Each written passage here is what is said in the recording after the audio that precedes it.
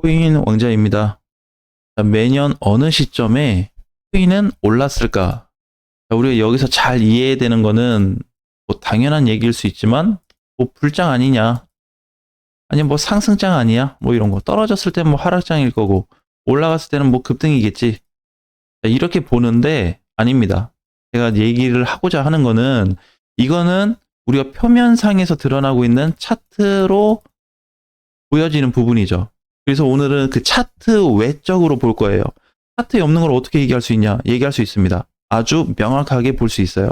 그래서 요거를 한번 검토를 해 보겠습니다. 명확하게 이제 볼 수 있는 부분이 뭐냐면 과거에는 일정하게 흘러갔거든요. 일정하게 흘러가서 상승과 하락 패턴이 유연하게 흘러갔습니다. 그 얘기는 지금까지는 모든 거를 비트코인이 다 주도했습니다. 단 한 번도 주도를 안 한 적이 없어요. 그걸 끊어져서 비트하고 이더는 끊어졌는데 알트들이 자체적으로 대장이 돼서 막 간 적은 없거든요.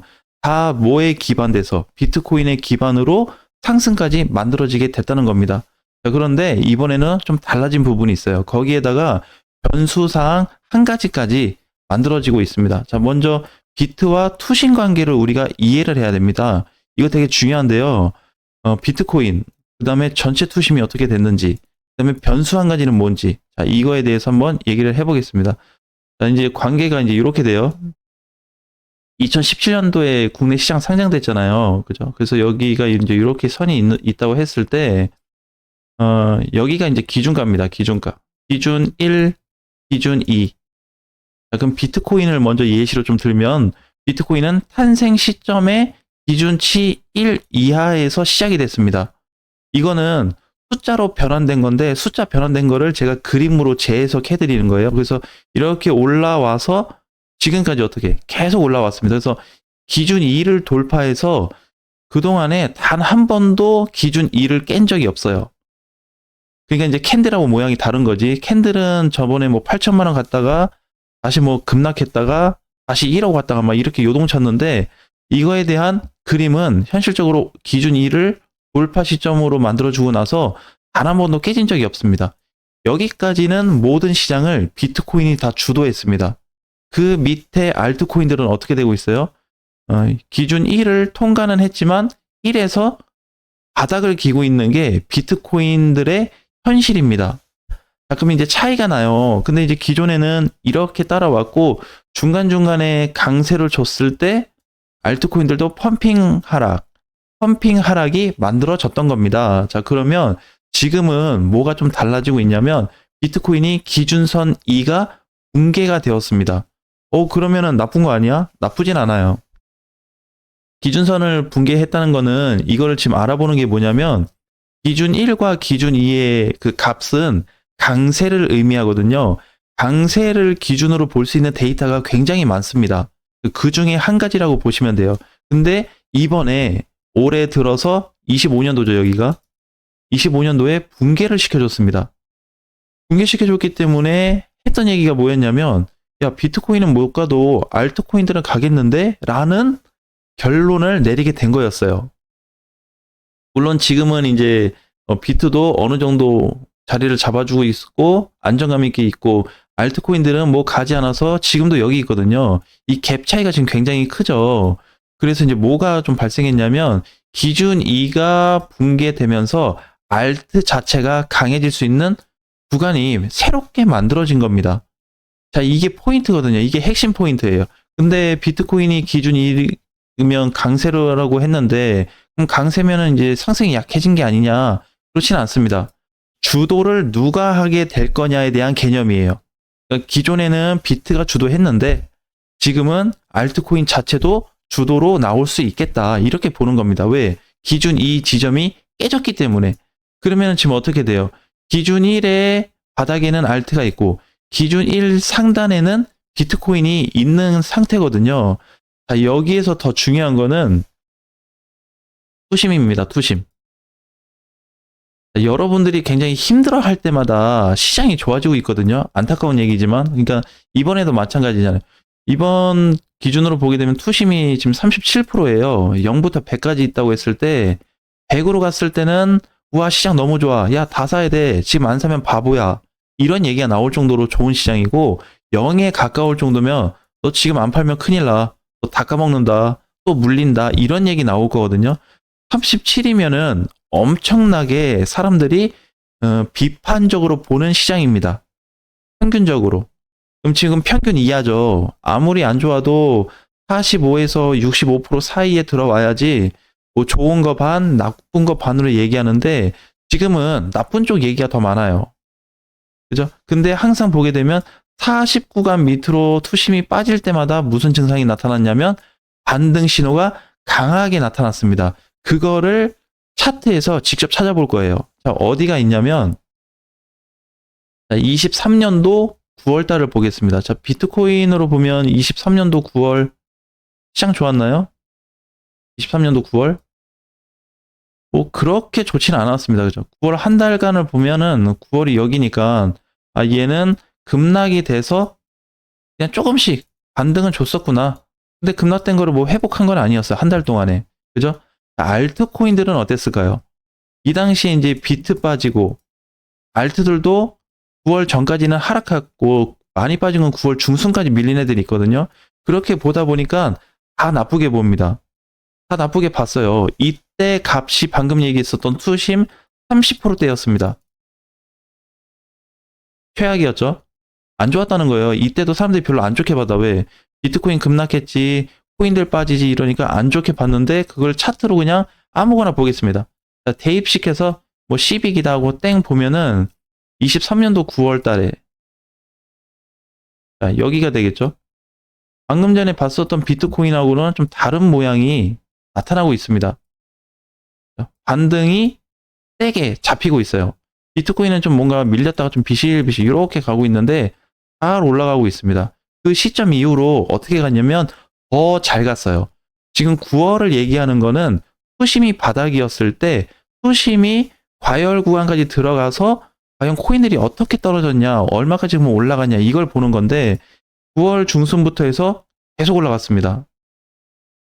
약 2달 동안 올라갔어요. 여기 다 안 좋다고 했을 때. 그때가 바닥이었다는 건데 지금도 투심이 37입니다. 37에서 39 정도 되거든요. 네, 그러면 어떻게? 사람들이 좋게 보는 시장은 아니죠. 그 다음에 또 칠리즈다. 칠리즈도 이제 무거운 코인이지만 23년도 9월 이후로 시장을 보게 되면은 비트코인도 서서히 올라가긴 했지만 알트코인들도 갔냐 안 갔냐를 따지는 겁니다. 그래서 9월 기준으로 봤을 때 조금 밀리기는 했지만 전체적인 시세는 올라가기 시작했죠. 결국에 꼭대기에서 누가 만났어요? 상승으로 갔을 때 비트하고 이더가 알트가 같이 가게 된 개념을 갖고 있던 이런 시장이었죠. 지금은 이게 좀 달라질 수 있습니다. 비트는 약해도 또는 제자리만 지켜도 알트가 강세를 줄 수가 있거든요. 그래서 우리가 그냥 단순하게 봤을 때 뭐 별거 아닌 이때 당시 시장이 좋았겠지, 이거 올라가는 위치였겠지가 아니고요. 남들이 비판했었던 시장이었습니다. 여기가 올라가고 나니까 좋은 얘기가 나와서 야 이것 때문에 갔더라라고 했지 이 당시에 누가 좋다고 했겠어요. 그죠? 지금 같은 상황인데 왜? 지금도 반등 나왔다 눌리는 장입니다. 이번에 상승 나온 거 다시 또 눌리고 하락하고 양봉으로 커서 돌 줄 알았더니 세게 못 가고 있습니다. 오늘은 또 올라가는 게 거의 없어요. 하락하는 코인들이 대다수입니다. 그럼 또 나쁘게 보겠죠? 그럼 또 지금도 투심이 40% 이하인데 앞으로 투심이 더 떨어지겠죠? 그러면 계속적으로 시장 또 나쁘게 보겠지? 자, 그거에 대한 내용이에요. 그래서 지금 이제 비트코인 흐름과 전체 투심이 이렇게 작용이 됐을 때, 그 다음에 변수까지 한번 확인을 해봤는데, 자, 결과는 같았습니다. 매년 이 시점이 올 때마다 이상하게 꼭 약속이라도 한 것 마냥 결과는 똑같았어요. 근데 이제 조금 이 결과가 달랐을 시기가 있었습니다. 언제냐면 22년도. 이것도 그냥 아무 코인으로 보겠습니다. 이제 좀 장수 코인을 봐야 과거 데이터가 좀 있기 때문에 스토리지로 한번 볼게요. 22년도 연말 거래소 파산 나왔을 때 어떻게 됐을까 이때? 거래소 파산 나왔을 때 보면은 하락, 반등, 하락. 여기까지 내려왔죠. 엄청나게 힘들었던 시장이었습니다. 근데 뭐가 이제 발생했냐면 원래 기본적으로 40 이하로 빠졌었던 투신 구간이 여기였거든요. 그래서 이 당시에도 40 초반에서 30 중반을 왔다 갔다 하는 자리였습니다. 근데 한 방 더 먹은 거야. 야, 더 먹더니 어떻게 20%대까지 떨어졌죠. 20에서 30% 사이로 들어갔습니다. 역대 최저 구간에 들어갔어요. 그리고 나서 시장 분위기는 한 달, 두 달 동안 엄청 안 좋았습니다. 11월, 12월 동안 거의 다 추가 박살이 일어난 시점이었는데 이렇게 투심이 박살났을 때 뭐가 발생했냐면 상승으로 진짜 말도 안 되게 빠르게 일어나고 있었습니다. 물론 이때 시점에도 계속 한 건 아니지만 한 3, 4개월 좋았고 또 눌렸다가 3, 4개월 좋아졌는데 이때 당시에서 지금하고 비교하면 많이 좋아지고 있는 거예요. 안 보이죠? 그렇다고 해서 얘가 뭐 1,400원을 갔어, 2,000원을 갔어. 그것도 아닌데 빠지고 있잖아요. 근데 우리가 이거를 23년도 초반을 기준으로 월봉으로 보시면 명확하게 시장이 좋아지고 있다는 것을 볼 수 있습니다. 단기 추세로 그냥 뭐 봤을 때, 그죠? 시세로 봤을 때 지금 가격은 전체적으로 우상향입니다. 23년도 기점 이후로. 그리고 단기 고점이 최대로 나왔던 거는 1,600원까지. 그럼 붕괴된 시점 어느 정도는 네, 복구를 시켜줬어요. 그죠? 물론 이제 23년도 연말에 가서 시세가 터지긴 했지만 모든 코인들이 터졌습니다. 자, 그래서 지금 이제 하고자 하는 얘기는 결국에 차트 시장 이외에도 여러 가지 검토를 했을 때 우리가 나타날 수 있는 어떤 증상들에 대해서 좀 알아봤는데 결과는 항상 똑같습니다. 그리고 항상 레파토리가 똑같아. 떨어지면 다 죽는 소리, 올라가면 다 좋은 소리. 네, 주식 시장이나 코인 시장이나 부동산 시장이나 그건 어쩜 그렇게 동일하게 흘러가는지 신기할 정도입니다. 그래서 오늘은 이제 비트코인에 대한 상승 시점을 알아보는 시간을 좀 가졌는데 차트만 있는 게 아니고 여러 분석 요인에 따라서 해석도 달라지지만 구체적인 거는 변동 시점이 일어났다는 거예요. 24년 연말부터 25년 초가 딱 넘어가는 시점에 변동 사항이 크게 왔기 때문에 과연 비트가 주도를 못해도 알트 자체가 주도할 수 있는 시장이 올 건지도 한 가지 기대해야 되고 두 번째는 비트가 다시 좋아져서 같이 알트를 땡겨줄 수 있는 과거와 똑같은 상승 시점이 올 수 있는 것까지도 두 가지 방향을 열어놓고 대응 준비를 하셔야 될 것 같습니다. 아무튼 오늘 이제 중요한 거는 이 비트와 투신 관계에 대한 개념이기 때문에 이걸 좀 명확하게 알고 나서 시장을 준비하셔도 되고 현재 시장이 그러면 이제 40 밑으로 떨어졌다는 거는 공포 단계에 들어갔기 때문에 그렇게 나쁘게만 보지 말자. 그리고 조금 있으면 조만간 반등이 나오겠다. 설령 뭐 30% 초반까지 30대까지 떨어졌다 그래가지고 죽상을 할 필요는 없어요. 오히려 떨어지면 떨어질수록 야, 더 반등 세게 나오겠는데 라는 관점으로 보시는 게 좋을 것 같습니다. 왜 그러냐면 투심이라는 거는 시장에 대해서 비례해서 움직이기 때문에 반드시 작동되게 돼 있어요. 작동이 됩니다. 그래서 결과는 항상 같았다는 거 꼭 기억을 하셨으면 좋겠습니다. 다음 시간에 뵙겠습니다.